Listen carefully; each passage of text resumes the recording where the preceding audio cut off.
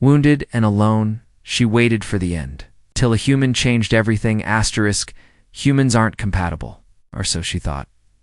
The last thing Commander Thalani, of the Zentari Prime Guard, expected was to be thrown into a survival pod with a human. Male. She had been trained for battle since birth, her body stronger, taller, and faster than most males of her kind. She didn't need help, especially not from a Terran diplomat with messy hair, a cocky grin, and pants that were clearly too tight for modesty. They had 12 hours of oxygen, 2 emergency ration bars, and 1 broken cum system. Great, she growled, slamming her fist against the pod's control panel. Nice to meet you too, the human said, leaning casually against the wall, arms crossed. Dane Walker, diplomatic corps, former bartender, occasional heartbreaker. I did not ask, Thalani snapped, her sharp black eyes flashing. Didn't think you did, just thought we should know each other, since we're about to suffocate together. He flashed that maddening Terran smile, equal parts charm. In trouble, the tension filled the small pod like static. She was used to control, to silence. But he kept talking. Jokes, stories, even a very off-key song at one point. She ignored him as best she could until the air got thinner and the pod got hotter. Literally, she began to sweat. Her scales, normally cool and dry, turned slick. Her breathing quickened. Her chest felt tight, her vision a bit hazy. She cursed under her breath. This wasn't normal, he noticed. Of course he noticed. You okay, Commander? You're looking kind of flushed, and not the angry kind. I am fine, she hissed, adjusting her chest plate. It's just the heat. He nodded, then smirked. Right, must be the heat. It has nothing to do with you looking at me like I'm a roast skarnick on a festival platter. She turned away sharply, her tail flicking with irritation, and something else she didn't want to name. What she didn't say was that her species Zentari females only entered mating heat under very specific conditions, and it had never, in recorded history, been triggered by a human until now. She tried to steady her breath. The scent of him, salty, warm, male, was in the recycled air. Her skin felt tight, her claws itched. Her body betrayed her with every second. He sat, down beside her, their legs accidentally touching. She flinched. He didn't. You're shivering, he said, voice low now, concerned. What's going on? She stared at him, studied his face. His jaw was strong, his scent strangely calming, and he was looking at her like she wasn't a monster. She was something more than just a soldier. She hated that. You need to stay on your side of the pod, she said through gritted teeth. And if I don't, she lunged. It wasn't graceful, wasn't polite, but it was fast. One moment she was glaring at him, the next she had him pinned to the floor, straddling him with a growl in her throat. Her sharp claws hovered just over his neck, but her eyes weren't on his face. They were lower, much lower. Her pupils dilated. What is that? She whispered. He blinked, eyebrows raised. That's standard human issue. Surprised. Yes. She admitted, stunned despite herself. It's large. Thank you, he said, clearly trying not to smile. It's been told that before. She wanted to look away, wanted to get up, but her body didn't move. Her mind was shouting orders, but her instincts, those ancient, primal instincts, were winning. I don't want this, she whispered, her breath shaky. Your body disagrees, he murmured. She growled and kissed him. It started with rage, with teeth and tension, but it shifted. Her hands went from gripping his shoulders to sliding down his chest. His own hands were gentle but firm, guiding, responding. They found a rhythm quickly, and when he entered her, she gasped loud, shocked. You're not supposed to fit, she muttered. Do you want me to stop? She shook her head, eyes wide. No, never. They moved together like something ancient and powerful. She'd never felt so full, so claimed. Zentari males had never made her feel like this, like her body had finally found something it didn't even know it needed. After, she lay against him, her head resting on his chest, sound of his heartbeat strange and steady. Don't say anything, she muttered. Wasn't gonna. Just, wow. She closed her eyes. Humans. You're not supposed to be compatible. Guess we broke the rules, he whispered. She didn't respond, but her tail coiled gently around his leg. She was already hoping they wouldn't be rescued. Too soon. Thalani didn't sleep. Not because she couldn't, but because her instincts wouldn't let her. She was curled half on top of him, his skin slick with sweat, her pulse still erratic. His scent was all over her, now inside her, on her, surrounding her. And though her warrior's mind screamed, this was a mistake. Her body purred in satisfaction. Dane was already asleep. Of course he was. Men. Human men especially. Always. Collapsing in smug exhaustion the moment the work was done. But even in rest, he looked peaceful. Can gods help her? She found that infuriating and oddly comforting. She studied his face in the dim light of the emergency panel. Short brown, hair in disarray, a strong jaw lined with just enough stubble to make him look like he could survive a street fight and kiss like a poet, which, to be fair, he had done both in the last hour. She hated him a little less now, maybe. Still watching me, Commander? He murmured suddenly, eyes still closed, her muscles tensed. I thought you were unconscious. I was. He opened one eye. But the weight of a very attractive alien general on my chest is hard to ignore. She snorted. Eberly? Breathing, I like it that way. She rolled off him with an annoyed growl, pretending she didn't miss the warmth instantly. Their bodies had done what they could to fight the cold twice. Technically, but the pod wasn't built for two. And it certainly wasn't designed for interspecies mating heat emergencies. She stood up, shaky, and examined the control panel. Still dead. Rescue wasn't coming anytime soon. The pod had floated beyond communication, range no, navigation, no propulsion. It's just a tomb drifting in orbit. Dane propped himself up on his elbows, watching her from the floor with a half smile. You know, for someone who was disgusted by me an hour ago, you didn't hold back. Her head turned slowly. You provoked a biological response. That's what you're calling it? Yes, you bit my shoulder. She narrowed her eyes. You liked it, ... I did. Silence followed. Then he sat up completely, the teasing fading just a little. You okay? She didn't answer immediately. She was staring out the small viewport now at the stars outside. They looked distant, colder than usual. No, she said quietly. He moved behind her, close but not touching. He didn't try to joke this time. I wasn't supposed to want this, she admitted. Not with a human, not with anyone. He waited, my kind. We mate for status, for politics, for breeding contracts. We don't do what we did. That was... She hesitated, voice thick. Personal. Is that a problem? She turned to face him. Yes and no. Their eyes locked, and for a moment neither said anything. Then he reached up and gently tucked a strand of silver hair behind her pointed ear. It was such a small thing, so casually human, but it made something crack inside her chest. I'm not gonna lie, he said softly. I didn't expect to fall into a pod with a lethal, sexy, scaly super soldier. And I definitely didn't expect to connect. I was going to kill you, she whispered. He grinned. You still might. She looked away, jaw clenched. Dane, I know. His voice was low now, steady. We're different. Our people don't exactly have the best history. But you didn't kill me. Did the opposite. He reached for her hand. First she flinched but didn't pull away. His skin was warm, soft, so different from hers. Her claws could cut through metal, but right now, she barely had the strength to curl her fingers around his. I can't explain this to my people, she said. Then don't, not yet. His thumb moved slowly over her knuckles. We don't have to figure it all out today, just ... Start somewhere. She looked at him, really looked at him, and realized something terrifying. She wanted that, a start, a future, something she'd never thought about before. Suddenly the pod jolted. A distant clunk reverberated through the hole. Emergency lights flickered. What was that? She asked, pulling away from him. He stood, grabbing his shirt, finally unmoved to the panel. Another thud. Then a vibration. Metal on metal.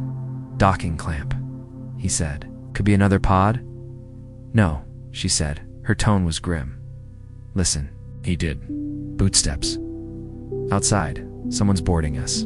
Lonnie grabbed what little armor she had, slipping her torso plate back on as her instincts took over.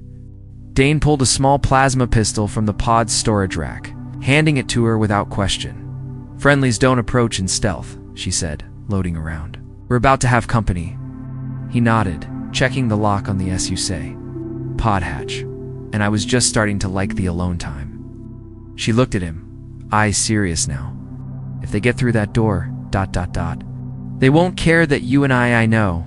If they take me, they'll make sure I never see you again. Dane stepped close, hand on her armored waist. Then let's make sure they don't take either of us. The pod lights dimmed. The sound of cutting tools against the hatch screamed into the air. Thalani bared her teeth, and somewhere deep inside her chest, the part that had once been all duty and war whispered a strange foreign word: mate. She wasn't ready to admit it yet, but the war was coming. And for the first time in her life, she didn't want to face it alone. The cutting tool screeched across the pod hatch like metal claws on bone. Inside, the air was thick. Not with fear. Thalani didn't do fear, but with readiness. Hand gripped the plasma pistol tightly, claws half extended, every muscle coiled like a drawn bow. Dane stood beside her, still shirtless, still barefoot, but holding a heavy wrench in one hand like it was Excalibur. This plan sucks, he muttered.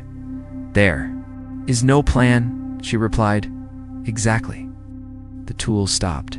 Silence fell, brief, sharp, cold, then dash boom. The hatch blew inward. Smoke and light poured through. Figures appeared humanoid, but armored head to toe in black plating. No insignia, no words, just movement. Fast, silent, deliberate. Mercenaries? Not. Military. Not rescue. Definitely not friendly. Thalani fired first. The plasma bolt hit one directly in the chest. He went down hard, armor sparking as he hit the floor. Dane let out a short whistle.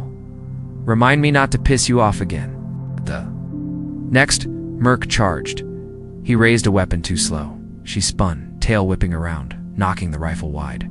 She grabbed the Merc's arm, twisted, and drove her elbow into his throat. He crumpled with a grunt. Dane swung the wrench with surprising force right into a third Merc's knee. The man screamed, dropped, and Thalani didn't hesitate. She kicked him hard enough to send him flying into the wall. 3 down, Dane said, panting. How many were there? Too many, she snapped. They came prepared. He nodded. Then we give them something they didn't prepare. 4. Another figure entered. This one didn't rush. This one was calm, tall, broad, red glowing eyes behind the visor, the leader. Thalani stepped forward. I don't know who hired you, she said, voice low and deadly. Oh. But you made a mistake. The figure didn't reply, just raised a hand, some kind of neural disruptor she fired. It bounced off his shield. Dane, she shouted. I see it. He dove for the emergency panel and slammed his hand onto the manual override. Behind them, the backup hatch hissed open the escape chamber. It was tiny, barely fit one, but it wasn't for running, it was for detonating. I can blow the pod, Dane said, wild grin on his face. At least take some of them with us. We'll be vaporized too, only if we don't jump. Her eyes widened. There's no gravity lock. We'll float into open orbit, together. She hesitated. He didn't. He grabbed her hand. Come on, Commander, you've started this. Let's finish it. She stared at him, and in that moment, she felt something far more dangerous than heat, or lust, or even battle rage. Trust. She nodded. Together they sprinted for the chamber. Behind them, the Merc leader fired. The bolt clipped Dane's shoulder. He cried out, but didn't stop. Thalani caught him as they dove into the chamber. She slapped the lock. The hatch sealed. The countdown started. 5 seconds, 4 to 3. Boom! The pod erupted behind them. Fire bloomed in the vacuum. A A silent inferno murk scattered like debris. The force flung the chamber spinning into space, inside. The lights flickered. The gravity failed. They tumbled. Dane groaned. "Tell me that was awesome. You're bleeding. You're avoiding the question." Thelani rolled her eyes, pulling a med-seal pack from the sidewall. "You humans are ridiculous." He winced as she patched him. "And yet you still slept with me. Twice." "Biological necessity," she muttered, taping the seal. "Nothing more? Then why are you holding my hand?" She looked down. She was tightly. She didn't answer. Outside, the stars rotated slowly. The chamber drifted, dead in space, powerless. But they were alive. After a long moment, she said quietly, "I don't think this is just biology anymore." He turned to her. "No," she shook her head. "My kind don't connect, we mate. That's tradition. That's the Zentari way. But you don't want to part," another silenced. Then, softly, "No." Dane took her other hand, ignoring the sharpness of her claws. "I don't either." The emergency beacon finally kicked in. Slow, pulsing blue light. "Someone will pick us up," she said. "Your people are mine." She hesitated. It is... ...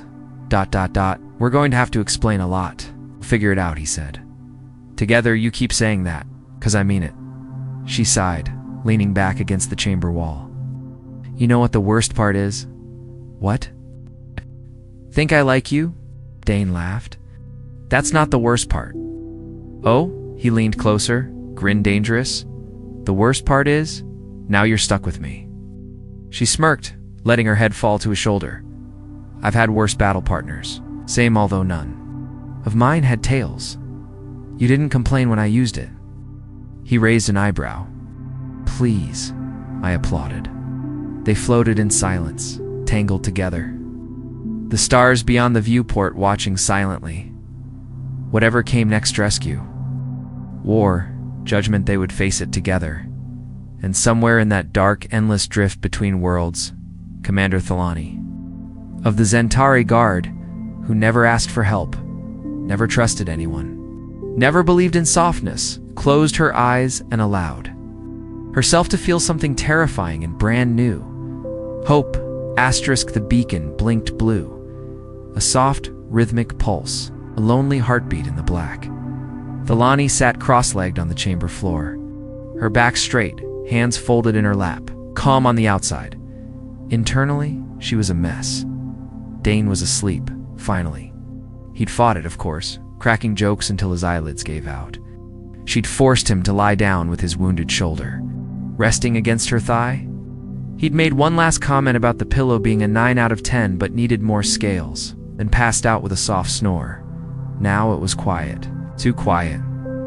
Her fingers curled unconsciously in his hair. He twitched slightly, then sighed and leaned into her without waking. She didn't pull away. She wanted to. She didn't. A chirp interrupted her thoughts. Then a green light, docking signal. Her entire body went stiff. She reached for the emergency panel and activated the external sensor camera. A ship was approaching. Not human, not Xeret. Her breath caught. Drevik raiders, border scavengers. Pirates, basically, but smarter. Organized and utterly ruthless. They weren't aligned with either of their governments, but they made their credits trading bodies, tech, and secrets. Dane stirred beneath her hand. "Morning," he mumbled, eyes still closed. Did the room stop spinning, or did I just get used to it? "We have company." His eyes opened fast. She didn't need to explain more. His face went serious in an instant. Friendly. "No." They both stood. The chamber shuddered with the docking clamp. The airlock light turned red. "They'll board," she said. "And if they recognize either of us, we'll sell us to the highest bidder." She nodded. He swallowed. "You still got that plasma pistol?" She shook her head. "I gave it to you." He blinked. "You did?" She stepped close, slipped a hand into the back of his waistband. He tensed. "Commander, I usually like where this is going, but She pulled out the weapon, hidden flat along his lower back. He grinned, despite the danger.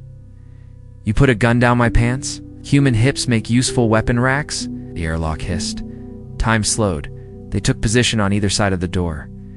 Lock disengaged. The door slid open, and they were met not with a Drevik war squad, but a single figure, a Zentari, female, tall, armored, decorated.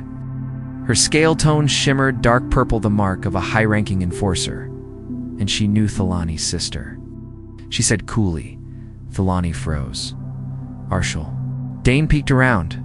Her that your sister, or the kill you for treason kind of sister? Both. Arshel stepped inside the chamber to Drevik mercs, flanking her with rifles.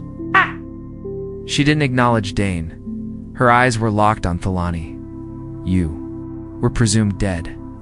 Apparently not. You abandoned your squad, violated diplomatic escort protocol, engaged in cross-species contamination.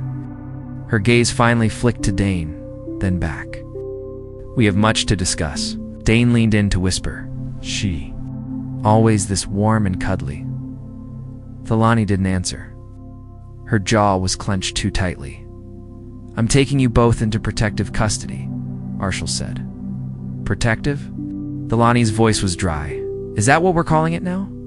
For your safety and ours, Doc. You've drawn attention, Thal. The kind that burns planets. Dane finally spoke. Look, I'm sure the family drama's riveting, but we just survived an attack, got launched into orbit, and nearly froze to death in a tin can. So maybe, I don't know, a cup of tea first? Arshel S's mouth twitched. The human speaks. Better than most, he said. And I bleed less when you're nice to me. She actually smirked. A little, Thelani looked at her sister. You're not here to arrest me. No. Then why? Ursula's voice lowered. Because you're not the only Zentari who's questioned the cause lately. But you're the only one who lived long enough to find... proof. She glanced. Again, at Dane. You're humans, more important than he looks. Flattering, Dane muttered. Also a little ominous. Good ominous suits you. She turned. Come with me, both of you. You're not prisoners. Not yet. But if you stay out here, the next ship won't be so friendly. Ilani didn't move. Dane reached out, touching her hand. Just 2 fingers, brushing her knuckles. Light. Steady. She looked at him. He didn't speak. He didn't need to. She nodded once. Fine, she said. We'll come. But if this is a trap, she'll smile, returned sharp and sisterly. You'll kill me. I'd expect nothing less. They followed her aboard the Drevik carrier. The corridors were dark metal and stale air, humming with energy and whispered conversations. Eyes followed them, mostly Dane, but no one interfered. They were led to a private suite, secure, locked, and shockingly clean. Arshel handed Thelani a data crystal. Watch this, then we talk. Thelani plugged it into the console. A hologram appeared. Maps, communications logs, hidden files, classified orders. Proof not just of war crimes, but of orchestration. The war was never about territory, never about honor. It was staged by the Council. By both sides to control, not conquer. Thelani sat in stunned silence. Dane stepped closer. This is what they didn't want you to find, isn't it? Yes. She turned slowly, eyes wide, voice shaking. This changes everything, and Dane. He didn't smile this time. He just reached for her hand again and said, Good, let's burn everything down. Asterisk. Thelani didn't speak for a long time. The hologram continued, looping lines of code. Intercepted transmissions, shadowy figures behind high-level war meetings. Her own commanding officers, names she trusted, faces she respected, all part of the lie. Dane didn't push her. He just stood nearby, leaning against the cold wall of the Drevik ship, arms folded, watching her with that quiet steadiness she was starting to associate with safety. And something deeper. She finally broke the silence. I killed for them, she whispered. He didn't respond. I bled for them. I bled for a cause that doesn't exist. Dane pushed off the wall and crossed the room to her. She didn't look up when he sat beside her, but when he took her hand, she didn't pull away. He didn't kill for them. he said gently. You fought to protect people. You fought because you thought it mattered. It didn't. It mattered to the ones you saved. She clenched, her jaw. His voice dropped lower. We were both lied to, Thal. You by your high command, me by EarthGov. We're not the only ones. But we're the only ones holding this data right now. That means we have a choice. She looked at him, eyes burning. We bring it to the galaxy. Exactly. Expose them. Burn their lies to the ground. His grip tightened. Together. She stared at his fingers around hers. She could break every bone in his hand with one flex of her claws. But right now, she didn't want to let go. Before either could speak again, the door hissed open. Urshel entered. She didn't waste time. I assume you watched it? We did, Thalani said. Then you understand the weight of what you carry. Dane stood. We're going to broadcast it. Rochelle raised an eyebrow. Are you? From where, exactly? You think the moment this leaves your hands, it won't be intercepted? They won't scrub the feeds and erase every trace before breakfast? He blinked. Okay, valid point. She stepped forward and slid a data chip across the table. This is a route to a neutral station. Vitter Junction, independent system. They've got a deep space relay that isn't tied to either of your governments. You get that data there? Broadcast it across 5 sectors, unfiltered, untraceable. But you've only got one shot. Thalani studied her sister. Help us. Urshel hesitated. Her face softened for just a moment. Because you're not wrong. And because. I remember the girl who used to dream about peace. Thalani flinched. I lost that girl a long time ago, she said. Maybe Urshel replied. But maybe she's crawling back out of the rubble. She turned to leave, then paused. If you go through with this, you'll be hunted by both sides. You'll be branded traitors, criminals, lovers. Dane smirked. Well, 1 out of 3's already true. Urshel shook her head and walked out. The door sealed behind her. Thalani looked at Dane. We're really doing this? He took a slow breath. Feels like a bad idea. She nodded. Good. Means it might work. The Drevik ship dropped them near the edge of the neutral zone in a stolen freighter. Old, ugly, and rigged for speed. Thalani took the pilot seat. Dane leaned back in the co-chair, boots on the console. You sure you can fly this thing? He asked. I can fly anything, he grinned. Right. I've noticed. She rolled her eyes. Strap in, Terran. Yes. The moment they crossed the neutral boundary, alerts pinged. Multiple ships detected. 2 Zentari interceptors. 1 Earth Alliance patrol. Both broadcasting scrambled signals. They're not here for peace talks, Dane said. No, she agreed. They're here for us. He looked at her. We can still run. Drop the data somewhere. Let someone else know. She didn't hesitate. I started this. I finish it. He smiled. That's my girl? She blinked at him. What? He paused. Sorry. Was that she kissed him fast, fierce. A collision of adrenaline and feeling. Then she pulled back and whispered, I like when you call me that. The moment shattered as missiles locked on. She slammed the throttle. Oh, the ship jumped. Forward, engines screaming. They weaved through asteroid fragments. Laser fire lighting up the darkness. Dane rerouted power to shields. That patrol ship's jamming our outbound comms. We can't broadcast. Then we get closer to Vidar. They dove between wreckage from an old war, a graveyard of forgotten battles. The Earth ship fired again. Shields dropped to 30%. 10 minutes to the station, Dane said. We'll never make it. She gritted her teeth, checked the nav, and spotted a solution. There was a defense satellite floating dead near the path. Obsolete tech. Police still held a solar cannon that hadn't fired in years. Dane saw her glance. Please tell me you're not thinking what I think you're thinking. I'm going to hotwire it. Of course you are, she punched in commands. Pulled hard toward the satellite. Lasers fired past them. One clipped the rear thruster. The ship spun. Dane slammed into the console. Thalani didn't slow. She synced. The satellite manually claws, flying over ancient controls. Power hummed, The cannon woke. She grinned. Bye-bye. She aimed and fired. The Earth patrol ship exploded in a blinding wave of plasma. The shockwave nearly tore their freighter in half. They tumbled, spinning. Dane reached for her, caught her arm. The view cleared Beater Junction. Dead ahead. They coasted. On emergency power. The docking bay opened just long enough for them to land. Inside, alarms were already blaring. Officials running. Ships taking off. The galaxy was already stirring.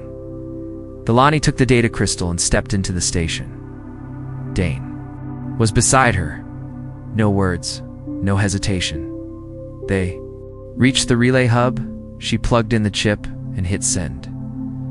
All of it, everything. Proof, names, orders, evidence of betrayal. On both sides, broadcast across 5 sectors, unfiltered, unstoppable. The galaxy held its breath, and somewhere deep inside her chest, as the message rippled outward into the stars, Thilani let out a slow breath. Dane took her hand. No more secrets. No more shame. No more lies. Just 2 warriors. 1 human. 1 alien. In a future they would now fight for together. The galaxy responded faster than either of them expected. Within hours of the broadcast, Vidar Junction was no longer neutral. Every screen in the station flickered with the same message. Military frequencies, even deep space transport signals. The war was a lie. The bloodshed was by design. Commanders across sectors froze mid-operation. Fleets halted their advance. Diplomats started screaming into secured channels, and 2 names appeared over and over in every decrypted message: Commander Thilani of the Zentari Guard, Dane Walker, Human Diplomatic Corps, their faces, their location, their crime, treason. Bounty reached 1 million credits before they'd even left the transmission center. Looks like we're famous, Dane muttered, as he ducked another overhead drone. Infamous, Thilani corrected, pulse racing. There's a difference. They sprinted through the inner ring of Vidar, the once quiet station now alive with chaos. People were evacuating, systems locking down. The neutrality of Vidar Junction was officially dead. Shuttle Base 3. Levels up, Dane said between breaths. Thilani didn't answer. Her instincts had already taken over, calculating exits, body positions, weapon placement. She could smell the tension in the air, feel it in her bones. They were being hunted. Not by governments now, by everyone. They reached the elevator shaft. It was blocked, sealed by security override. New plan, she said, already moving. Dane groaned. Let me guess. We climb. I climb. You try not to fall. They scaled the maintenance ladder, rung by rung, heartbeats echoing in the narrow metal tunnel. Dane's shoulder wound burned, but he never once complained. That was the thing about him. He was built different, not physically, though she'd thoroughly memorized that part by now. But deep down, most humans would have folded by now, turned on her, cut a deal to survive. Not Dane. He climbed for her. At the 3rd level hatch, they paused. Thilani activated her personal scanner. 3 heat signatures. Armed, waiting. She turned to Dane. Stay behind me. Not a chance, she growled. This isn't the time for bravado. This isn't bravado, he said softly. This is me not letting you die alone. Her heart skipped. She kissed him again, quick and raw. Then, kicked the hatch open. They hit the bay hard and fast. Blaster bolts flew. Thilani rolled into cover and returned fire. Dane dropped behind a stack of fuel canisters, flanking wide. 1 merc went down with a scream. Another retreated. The last one was smart, threw a grenade. Dane. Too late. Blast sent them both flying. Everything went black. She woke to silence. And pain. Lots of pain. Thilani groaned, linking through the blur. Sparks flickered overhead. Something was leaking nearby. Her ears rang. She turned her head. Dane lay crumpled next to her, unmoving. No, she whispered, crawling toward him. She pressed 2 fingers to his neck, a pulse, faint, but steady. Her eyes closed with relief, just for a second. Then she dragged herself up, pulled him into her lap, okay, and activated his med seal. The display lit up red. Concussion, 2 cracked ribs, internal bleeding. She whispered, "You stupid, stubborn, beautiful human, ... He stirred. Manat. Stupid. He mumbled, "Just romantically reckless." She laughed, a cracked, broken sound, and hugged him to her chest. But then she felt it, the twist in her stomach. No, lower. Not pain. But wrong. No, not wrong. Different. Her body temperature dropped slightly. Her heart rate adjusted. Her skin itched in the way she remembered from adolescent hormone shifts. Oh, no. No. She fumbled for her wrist console, scanned herself. The results popped up immediately. Data glyphs glowed orange. Her breath caught. She scanned again. Same. Result confirmed. Gunnel phase initiated. She was pregnant. Her mind went blank. Centauri didn't conceive easily. In fact, natural conception was nearly impossible outside of assisted fertilization. But something about Dane's biology had triggered a full compatibility. Statistically improbable, genetically wild, and now irreversible. A child, hybrid, undeniable. She sat frozen, staring at the screen. Thal. Dane's voice was groggy. "You okay?" She didn't answer. She couldn't. He looked up at her, face pale, bleeding, and still managed a tired smirk. "Hey, ... don't look so scared. We're alive, right?" Her mouth opened, closed. She tried again. "I'm carrying your child." Dane blinked twice. Then, well, that explains a few things. She stared.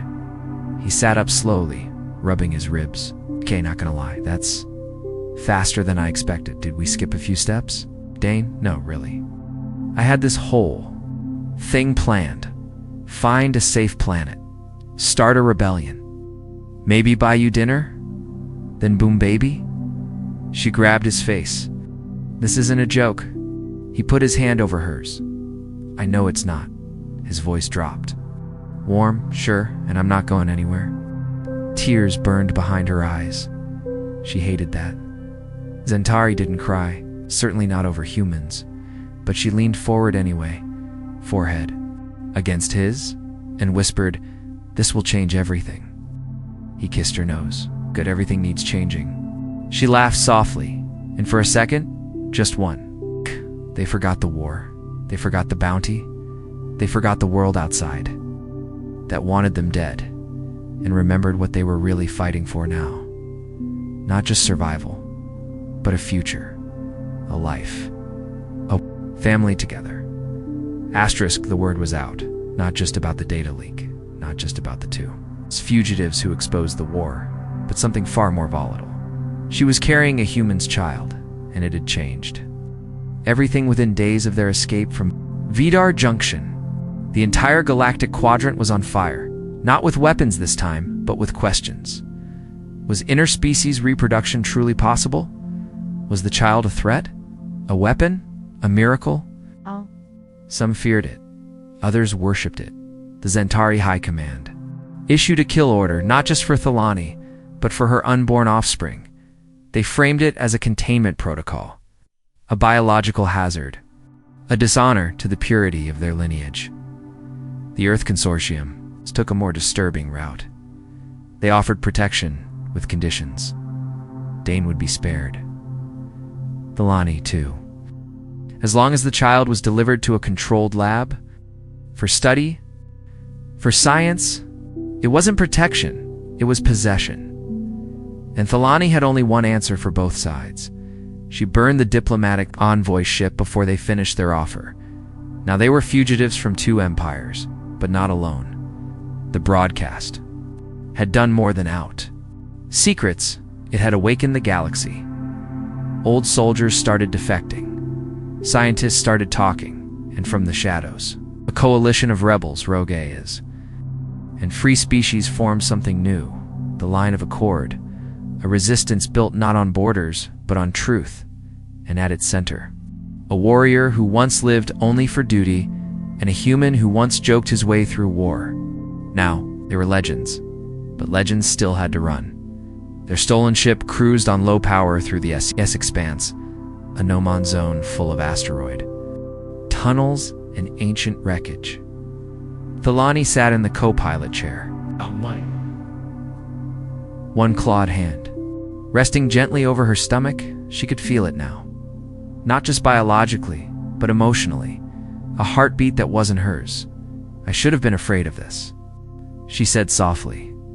Dane didn't look up from the nav panel. Are you? She shook her head. No, I think. I was waiting for it. My whole life. He finally looked over. You were born for war, trained to fight. Every moment of your life led you to a blade. She met his eyes.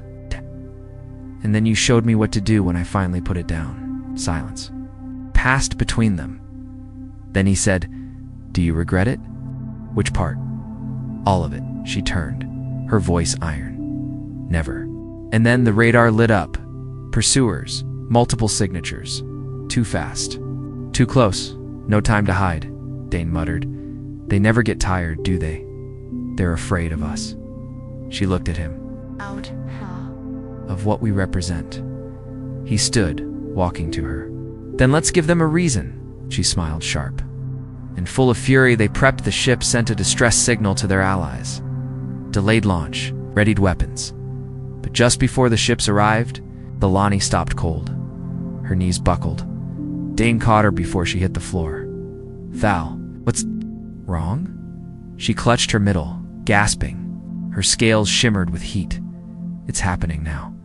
She laughed, a broken, wild laugh. I was bred for battle, Dane. Of course it's now. Outside, the enemy ships arrived. They hailed with artificial calm. Surrender the vessel. Surrender the child. You will not be harmed. Inside, the med bay lit up red. Alarms. Pressure warnings. Vital readouts screaming. Thalani was on the table, jaw clenched, refusing sedation. Dane held her hand, whispering through gritted teeth, You're going to be fine. We're going to be fine. We've been through worse. Or she snarled, Have. We. Because I'm about to push out an interspecies hybrid without anesthetic in a ship surrounded by bastards trying to kill us. He blinked. Yeah, okay, maybe not worse. But still, we got this. She laughed, even as the pain hit her again, even as the weapons outside charged. The battle started when the first cruiser fired a warning shot. Their allies arrived. Seconds later, Arshel, her sister, leading the charge. Rebel ships rained. Hell across the expanse. Blasts of plasma cut through enemy lines. Fighters peeled off to draw fire. Inside the ship, Dane helped Thalani through the berth. There was no calm, no elegance. It was war, a war of life. And when it ended, a new voice cried into the chaos. High-pitched, wet, alive. Dane looked down and froze. Thal. She opened her eyes, exhausted, sweating. But alert, and she saw. The child, silver-scaled, like her, but smooth-skinned like him. Eyes glowing faint blue. Fingers curled into tiny fists. A heartbeat echoing between them, steady and strong. A perfect. A blend of what should have been impossible. She reached up, touched the baby's cheek and whispered, Hello, little paradox. Dane held her close, held them both. Outside, the enemy ships broke retreat. Outgunned, outnumbered, outwilled. Inside, the air settled, quiet, warm, real weeks. Passed, then months. They settled in the Accord Station, a hidden facility orbiting a collapsed star. Safe. For now, their child, named Ilion, grew fast. Strong, smiling. A symbol to some, a scandal to others. But to them, just... There's one night as stars moved silently outside the viewport. Thalani sat in their quarters, Ilion asleep on her chest, and looked at Dane. He was fixing a panel again. Shirtless as usual, she said. I used to think humans were ridiculous. He smirked. Used to? She smiled. Oh, I know. You're ridiculous. But she looked down at their child, then at him, and finally said it. But I love you. Looked slowly, walked to her and whispered, Took you long enough. She reached up, pulled him down for a kiss. Their lips met, soft, certain, permanent, in the records of the galaxy. They became known as the First Union, a warrior bred for battle, a man built for peace, and a child who would change everything, not through war, not through fear, but through proof that humanity was more than muscle. In wit, it was hope, it was heart, and above all, humanity. F***. Yeah, ***, the end.